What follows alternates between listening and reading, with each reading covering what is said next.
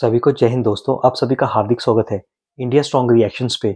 आशा करता हूँ कि आप सभी लोग बहुत अच्छे होंगे। तो आज हम आपके लिए एक दमदार और एक इम्पॉर्टेंट वीडियो लेकर आए जिसमें आप देखेंगे भारत की दो सशक्त और बहादुर मुस्लिम बेटियों को। एक तरफ आप देखेंगे मशहूर पत्रकार अंबर जैदी को, जिनकी स्पेशल गेस्ट होंगी भारतीय शेरनी और सुप्रीम कोर्ट की दबंग वकील हम सबकी चहेती नाजिया लाई खान, जो कि आज ममता बनर्जी को पूरी तरह से एक्सपोज करेंगी और ममता दीदी का हिजाब खोलकर रख देंगी। तो ये वीडियो काफी दमदार और इंटरेस्टिंग होगी, इसे अंत तक देखें और चैनल पे नए हैं तो चैनल को सब्सक्राइब कर दें। तो चलिए पहले ये वीडियो देखते हैं और अंत में इसके बारे में बात करेंगे।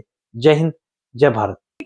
दोस्तों, वेस्ट बंगाल में चुनाव नजदीक है और जो राजनीतिक भूचाल है वो उफान पर है। और ममता दीदी, आप सब जानते हैं कि ग्रीन फाइल लेकर वो काफी परेशान नजर आ रही है और एक बार फिर से वो काफी आक्रामक मोड में है। लेकिन जिस तरह से चीजें डेवलप हो रही हैं वेस्ट बंगाल में, काफी इंटरेस्टिंग स्थिति बनती जा रही है। ऐसा लग रहा है कि इस बार जो एसआईआर है और बाकी सभी कार्रवाइयों का ममता दीदी के ऊपर काफी असर हुआ है और कुर्सी खतरे में आ गई है। और इस पर बात करेंगे। हमारे साथ मौजूद है नाजिया इलाई खान, जो वेस्ट बंगाल पे काफी नजर रखती है और वहां पर रही भी है और वहां से काफी जुड़ाव है इनका। तो इनसे बात करेंगे। नाजिया, बहुत स्वागत है आपका। नमस्कार, जय हिंद। वंदे मातरम, भारत माता की जय, हर हर महादेव। अंबर, मैं अभी भी वेस्ट बंगाल की वोटर हूँ और महीने में मैं 10 से 12 दिन अभी भी वेस्ट बंगाल में रहती हूँ, क्योंकि बहुत सारे मेरे मामले हैं जो कलकत्ता हाई कोर्ट से लेकर के अलीपुर कोर्ट तक है। मेरे क्लाइंट्स हैं, मेरा चैम्बर वहाँ पर 365 दिन में सिर्फ संडे छोड़ करके बाकी दिन खुला रहता है। मेरा घर है वहाँ पर, मेरी गाड़ियाँ हैं वहाँ पर। तो मेरा कनेक्शन ना कभी टूटा था, ना कभी टूटा है, ना कभी टूटने वाला है वेस्ट बंगाल से।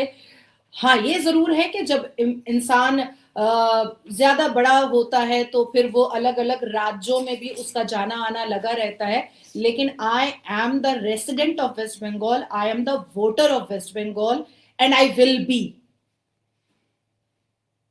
अब आपके ही प्रदेश में इतना कुछ चल रहा है, कैसे देख रही ममता दीदी? काफी परेशान नजर आ रही है। पहले एसआईआर को लेकर और इलेक्शन कमीशन को लेकर वो बातें कर रही थी, फिर आईपैक पर जो ईडी की रेड हुई उसमें उसको लेकर भी ममता दीदी पूरे बंगाल को घसीट रही करेंगी। ये बंगालियों पे टारगेट किया जा रहा है।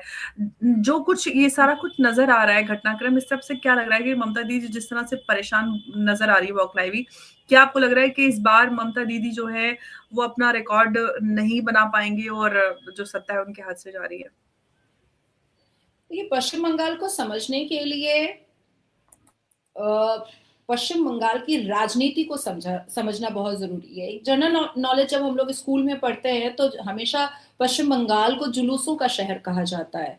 घटना छोटी हो बड़ी हो, जुलूस तो निकल ही जाते हैं।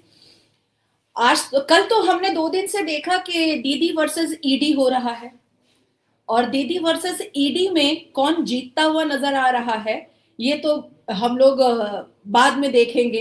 अभी बात ये आ रही है कि आईपैक जो एक कंपनी है वो एक प्राइवेट कंपनी है, वो कोई गवर्नमेंट कंपनी नहीं है या गवर्नमेंट रिकॉग्नाइज्ड या गवर्नमेंट अफिलिएटेड कंपनी नहीं है। जैसे हर एक राज्य स्टेट गवर्नमेंट के भीतर में एक कॉरपोरेशन होता है, म्युनिसिपल कॉरपोरेशन, जो क्वासी गवर्नमेंट होता है, जिसको स्टेट राज्य की सरकार उसको अफिलिएट भी करती है, रिकॉग्नाइज्ड भी करती है और उसके कानून में अपनी अपनी इंटरवेंशन भी करती है। तो वो एक क्वासी गवर्नमेंट आ जाता है हर एक राज्य के म्युनिसिपल कॉर्पोरेशन को। लेकिन आईपैक को एक क्वासी गवर्नमेंट का भी पार्ट नहीं है। IUPAC is just a private company.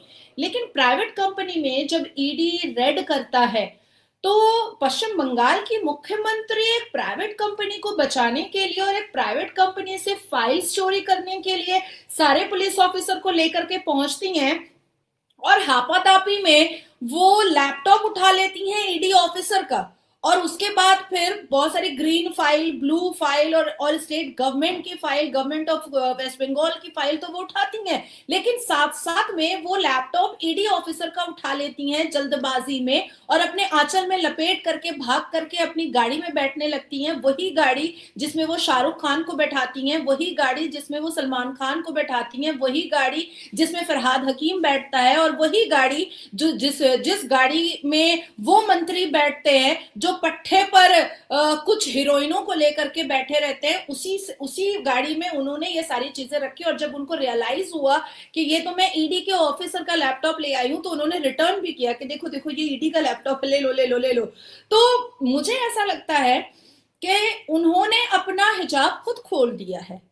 और ये जो 20 करोड़ रुपए कोयला स्कैम की बात आ रही है, मैं आपको अंबर याद दिलाऊं कि लोकसभा इलेक्शन के वक्त में मेरा और आपका एक डिस्कशन और कन्फ्रंटेशन हुआ था, और गोवा इलेक्शन के वक्त में मेरा और आपका एक डिस्कशन और कन्फ्रंटेशन हुआ था। अगर लोग उसको निकाल करके मेरे और आपके डिस्कशन को देखेंगे तो मैंने आपसे कहा था कि पश्चिम बंगाल से एक बहुत बल्क और ह्यूज अमाउंट गोवा गया है और हवाला से गया है। लेकिन उस वक्त इस मामले को ना नेशनल न्यूज ने उठाया था और ना ही किसी अलग प्लेटफॉर्म ने उठाया था, बट हम दोनों ने बहुत सीरियसली इसको डिस्कस किया था कि आखिर गोवा इलेक्शन में बंगाल से पैसा क्यों जा रहा है। दूसरी बात कि बंगाल से हवाला चलता है भैया, राशन की दुकानों से चलता है, कुरियर की दुकानों से चलता है, तेल कैरोसिन तेल की दुकानों से चलता है हवाला।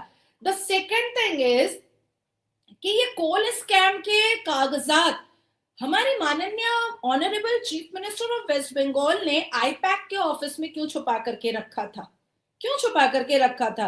अगर सही से ईडी ने और भी जांच पड़ताल किया तो मुझे ऐसा लगता है कि वेस्ट बंगाल गवर्नमेंट में जितने भी कैबिनेट मंत्री हैं उसमें से 7-8 कैबिनेट मंत्री तो अभी 1 महीने में अरेस्ट हो जाएंगे, क्योंकि दार्जिलिंग, उसके बाद फिर दार्जिलिंग से जुड़े हुए जो पहाड़ी एरिया है उसमें तो उनकी अरबों खरबों की प्रॉपर्टी है।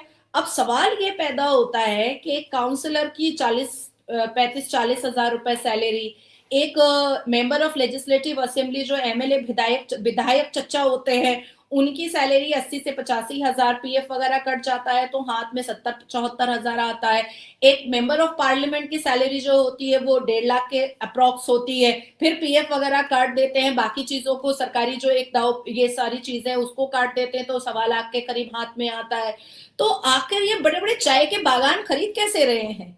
आखिर ये बड़े बड़े विला और बंगलो खरीद कैसे रहे हैं? आखिर इनके पास इतनी लग्जरियस लाइफ कैसे है? तो it's very clear, it's very transparent कि एक स्कैम हो रहा था और अब लीगल प्रोसेस है। अब लीगल प्रोसेस आते आते अगर वो 2026 हो गया और 2026 में विधानसभा इलेक्शन है तो इट्स नॉट मीन के इलेक्शन जैसे जैसे नजदीक आ रहा है वैसे वैसे ईडी का रेड नजदीक आ रहा है या ईडी का रेड हो रहा है। नहीं नहीं, ये नहीं है। अब देखिए, मैंने 67 इलीगल कंस्ट्रक्शन पर ऑनरेबल कैलकाटा हाई कोर्ट में मैंने केस किया हुआ था। 67 इलीगल कंस्ट्रक्शन, जिसमें कोलकाता का, नॉर्थ कोलकाता का एरिया था, जिसमें एमएलए जो है वो सनमार्ग जो है पेपर उसका विधायक है, उसी का मालिक विधायक है विवेक गुप्ता। उसके बाद फिर मैंने पोर्ट एरिया के ऊपर किया हुआ है, जिसमें से पोर्ट एरिया में कई बिल्डिंगें टूटी भी कैलकाटा हाई कोर्ट के ऑर्डर पर। तो अब इसमें से जो नॉर्थ कोलकाता के जो है मैटर इलीगल कंस्ट्रक्शंस के, वो फरवरी में आ रहे हैं क्योंकि अभी विंटर वेकेशन है, कोर्ट बंद है सारे। फरवरी में आ रहे हैं, मार्च में आ रहे हैं, अप्रैल में आ रहे हैं। मेरे पास सीरीज ऑफ लिस्ट है which I can share with you। अब लोग ये कहेंगे कि अच्छा नाज़िया इलेक्शन का इंतजार कर रही थी इसलिए अब लिस्टेड करवाइए। नहीं नहीं, फॉर गॉड सेक नहीं।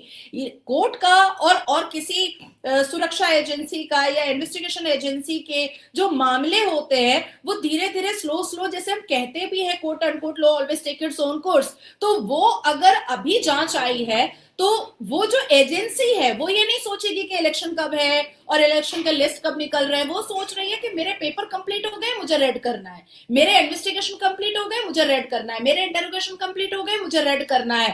That's it, that's all. तो इसको इससे ना जोड़ा जाए कि 2026 का विधानसभा इलेक्शन पश्चिम बंगाल में आ रहा है इसलिए ईडी का रेड हो रहा है। नहीं, ये लीगल प्रोसेस है, ये लीगल प्रोसीजर है और कानूनी तरीके से कोर्ट हो, पुलिस स्टेशन हो या सीबीआई हो या ईडी हो या एनआईए हो या एनएसजी हो, ये लोग अपनी फाइल जब तक कंप्लीट नहीं करते हैं तब तक किसी इनिशिएट पर या किसी फाइनल स्टेप पर नहीं पहुंचते हैं। तो ये एक पार्ट पहले क्लियर हुआ।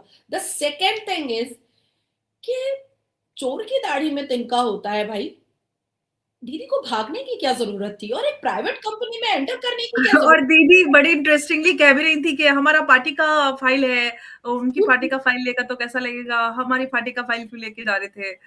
तो वो बोले कितना कि अमित शाह गृह मंत्री जो है वो मैं वो वर्ड डिफेमेटरी वर्ड है so I can't use that, everyone knows कि उन्होंने क्या यूज किया था। তো আমার ফাইলটা কেন নিয়ে নেবে এই গৃহমন্ত্রী, আমার ফাইলটা কেন নিয়ে নেবে, আমি কি ফাইল দিয়ে দেব আর তোমার তোমার রাজ্যতে আমি ঢুকে ঢুকে তোমার ফাইলটা নিয়ে নেব, তাহলে তুমি কি করবে। मतलब ये जो आप बोल रही है कि तुम्हारे राज में, तुम्हारे भाजपा के राज में हम घुसेंगे और तुम्हारा फाइल लेकर के आएंगे तो तुम क्या करोगे, अरे भाई ED is a separate desk, गृह मंत्री इज अ सेपरेट डेस्क। लेकिन प्रॉब्लम क्या है ना कि जो जाहिल वोटर्स होते हैं उनको अट्रैक्ट ऐसे ही किया जाता है कि ईडी कुछ कर रहा है अमित शाह ने किया, एनआईए कुछ कर रहा है अमित शाह ने किया, सुप्रीम कोर्ट कुछ कर रहा है अमित शाह ने किया। मतलब हम तो चाणक्य जी समझते थे मोटा भाई को, यहाँ तो मुझे ऐसा लग रहा है कि ईडी के जो मेन हेड है ऑफिसर है वो भी हमारे। दोस्तों जल्दी बंगाल में चुनाव आने वाले हैं, तो इसके बारे में आपके क्या विचार हैं? इस बार चुनाव कौन जीतेगा? आप अपनी राय हमें कमेंट सेक्शन में लिखकर जरूर बताएं। और आशा करता हूं कि वीडियो को आपने अंत तक देखा होगा और हमेशा की तरह नाज़िया अली खान का दमदार और बेबाक रिएक्शन आपको काफी पसंद आएगा। तो वीडियो अगर आपको अच्छी लगी इसे लाइक और शेयर जरूर करें और अपने विचार हमें कमेंट सेक्शन में लिखकर जरूर बताएं। और एक बार फिर चैनल पर नहीं तो चैनल को सब्सक्राइब कर दें। तो चलिए फिर मिलेंगे ऐसी किसी इंटरेस्टिंग और दमदार डिबेट में, तब तक अपना ध्यान रखिए। जय हिंद, जय भारत।